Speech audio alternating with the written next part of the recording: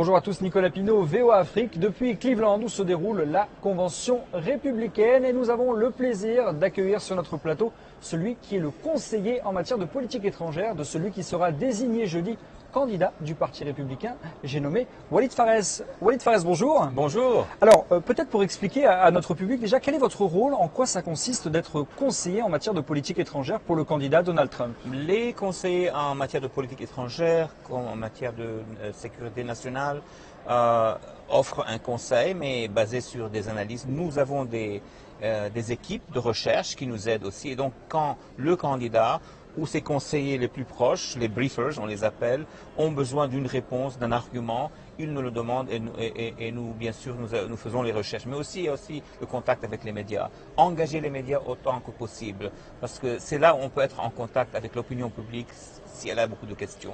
Alors, vous n'êtes pas un visage inconnu pour les spectateurs de VOA qui vous connaissent, votre expertise, notamment sur le monde arabe et en matière de terrorisme. On a beaucoup critiqué le candidat Donald Trump sur son inexpérience et son manque de connaissances concernant la politique étrangère et notamment évidemment la lutte contre l'État islamique. Est-ce que c'est justifié selon vous ?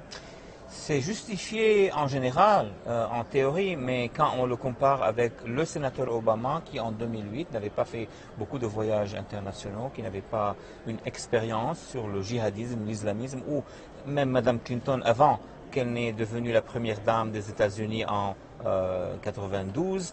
Et donc, aux États-Unis et dans tous les pays du monde, si le candidat de l'opposition se fait élire pour la première fois, c'est un état de fait. Maintenant, bien sûr, M. Trump a des conseillers, et ces conseillers ont une expérience, que ce soit dans le gouvernement, dans le secteur privé, et ce n'est qu'après sa nomination officielle, qui va arriver cette semaine, qu'il recevra les briefings, donc les rapports des agences de sécurité nationale du gouvernement américain. Alors, on a du mal parfois à comprendre la position, notamment dans la lutte contre le groupe État islamique du candidat Trump. On comprend évidemment qu'il y aura un volet lutte armée avec des troupes au sol, mais on a du mal à voir la différence avec la politique actuelle de l'administration Obama. Si le candidat Trump devenait président, vous continuerez à le conseiller évidemment. Quelle serait la différence? Y en aurait-il? Ah oui, bien sûr. Déjà, il y a une grande différence. Il y aura encore une plus grande différence car il va être briefé, il va être donc instruit par les agences sur les informations. Dès qu'il reçoit les informations, il fera des décisions différentes. Maintenant, la différence actuelle, elle est stratégique, d'autres stratégiques. Le président Obama suit le concept du containment. Donc, il fait pression sur l'État islamique, mais il ne veut pas engager une action de nature stratégique, à engager des forces armées lourdes sur le terrain pour terminer ce combat qui a duré depuis août 2014. Monsieur Trump veut faire autrement. Il veut créer des coalitions, des sortes de fédérations militaires, des coalitions militaires avec les États de la région. Il veut que les États du Golfe, que ce soit l'Arabie Saoudite, les Émirats, la Jordanie, l'Égypte et d'autres, fassent deux choses. D'abord, participer financièrement et deuxièmement, former une force arabe qui est unie et donc faire des opérations contre l'État islamique. Mais plus important que cela, c'est de penser au futur de ces régions libérées par cette coalition ou par les Kurdes ou d'autres milices sur le terrain. Le grand problème qui a créé l'État islamique était le fait que Al-Qaïda a été détruite par les forces américaines quand on était en Irak, et puis on a tout laissé tomber.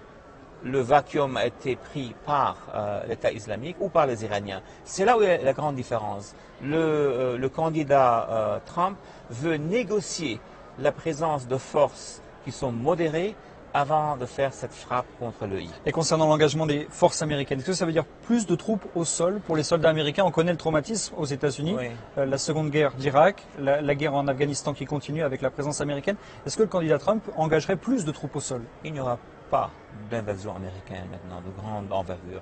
Qu'il y ait des conseillers, des forces spéciales, ceux qui encadrent les forces qui sont engagées, oui. Mais ils préfèrent que ce soit des forces alliées, mais donc qui peuvent agencer leur activité avec les États-Unis. Donc ils préfèrent qu'il y ait ou bien des Arabes modérés, ou bien aussi une petite participation des Européens, peut-être un petit entendement avec le Russe sur la question de la Syrie, mais il veut qu'il y ait des forces arabes modérées sunnites dans les zones arabes sunnites. Il ne veut pas qu'il y ait un combat sectaire, un combat de communauté. Il ne veut pas voir des forces chiites qui occupent les zones sunnites ou vice-versa. C'est ça la grande différence. Et est-ce que finalement, aujourd'hui, on parle beaucoup de l'Irak, mais il y a également le dossier syrien, évidemment, qui est bloqué depuis 2011. Que ferait le président Trump s'il était élu concernant la Syrie, qui est peut-être un pays encore plus compliqué que l'Irak? Beaucoup plus compliqué que l'Irak. Sa position géopolitique est très importante pour tout le monde. Voilà, il y a des phases dans la guerre civile. Si M. Trump était le président en 2011, il aurait agi différemment. Nous étions en Irak. Le régime syrien était plus faible politiquement. La Russie n'était pas encore engagée en Syrie. La Turquie était encore plus stable. Donc il aurait procédé à des bombardements, ce qui était la première option à l'époque? En fait, non. En fait, il aurait demandé à l'armée syrienne de faire une solution militaire politique à l'intérieur de la Syrie, comme a été le cas en Égypte et en Tunisie. Maintenant, ce n'est plus le cas. Maintenant, il y a eu une guerre civile et l'opinion publique doit comprendre que s'il y a eu beaucoup de sang, 400 000 personnes tuées, c'est plus difficile de la solutionner maintenant. Les options que M. Trump a pour la Syrie, premièrement, éliminer l'EI. Ça, c'est la première chose à faire. Deuxièmement, remplacer l'EI par des forces arabes sunnites qui sont sous l'égide ou bien arabe ou bien internationale. Troisièmement, négocier avec les Russes pour qu'il y ait une solution pour la Syrie au point de vue politique. Donc, il va y avoir une période transitoire. Sans Bachar el-Assad. Une période transitoire où il y aura les forces libres et Bachar el-Assad et la phase finale où il y aura une Syrie qui représente tout le monde, y compris les Alaouites et les Sunnites, et sans Bachar el-Assad. Alors, on change peut-être de région. En Europe, évidemment, continent et notamment la France, touché plusieurs fois par le terrorisme.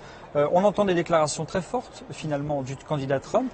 Mais que ferait-il de différent, notamment par rapport à l'Europe, qui a des institutions beaucoup plus fortes que ce qu'il peut y avoir notamment dans le Moyen-Orient? Que ferait-il de différent en Europe? Il y a trois choses. Si on accélère la campagne contre l'EI en Syrie, en Irak et en Libye, c'est possible, ça va affaiblir les cellules de l'EI.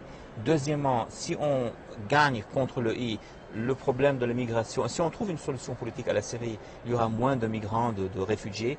Et troisièmement, il est en train de parler d'une reconstitution, une restructuration, une réorganisation de l'OTAN pour renforcer l'OTAN qui est contre-terroriste, antiterroriste plutôt qu'un OTAN qui est lourd avec des armées lourdes dans des guerres qui ne se feront pas.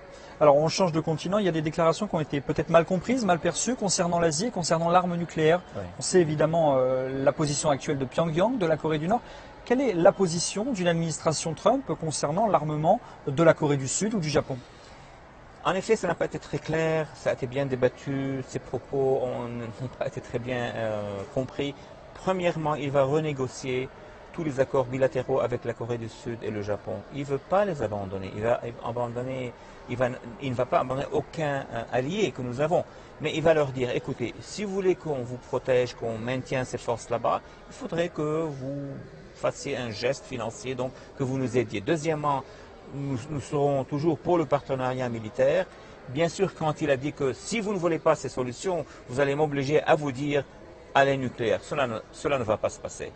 Troisièmement, le plus important, il va faire des pressions énormes sur la Corée du Sud. Il va même utiliser ces négociations avec la Chine. Il sait très bien, et il l'a dit, que le danger le plus grave pour l'humanité, c'est l'arme nucléaire. Donc il faut mettre toutes les pressions possibles, d'abord sur la Corée du Nord et aussi après sur l'Iran. Alors, peut-être dernière question, on sait que le candidat Trump, Make America Safe Again, Make America Great Again, est-ce que finalement c'est pas un candidat qui n'est pas là à la bonne époque, qui serait plutôt un candidat des années 80-90 en matière de sécurité, quand on avait des blocs qui s'opposaient, un petit peu sous l'époque de Reagan notamment? Est-ce que finalement ses positions en matière de politique étrangère sont-ils pas un petit peu en décalage avec la réalité de 2016? D'autres vous diront non, il est en avance. Il est en train de parler à propos de coalition régionale, il est en train de parler à propos d'un retour de l'Amérique. Et quand il dit dans son slogan l'Amérique d'abord, il ne veut pas dire l'Amérique seulement. Il veut dire d'abord il faut qu'on traite notre crise économique. Vous êtes là, vous connaissez très bien que nous avons une grande crise qu'il faut adresser. Mais deuxièmement, il veut négocier, il veut aussi consulter avec nos alliés. Il n'est pas contre l'OTAN, il est pour réorganiser l'OTAN. Mais en même temps aussi, il sait très bien que l'Amérique a des limites. Nous entrons maintenant dans une société internationale qui n'est plus celle des années 70 ou 80. Précisément, c'est juste l'opposé, parce que l'Amérique était un pôle très puissant. Maintenant, l'Amérique est une puissance, il veut la reconstituer et il veut faire de grandes alliances internationales et isoler le mal. Merci beaucoup, Walid Pharres. C'était Walid Pharres, le conseiller en matière de politique étrangère du candidat républicain Donald Trump. Une interview à retrouver sur notre page Facebook et sur notre site internet voaafrique.com.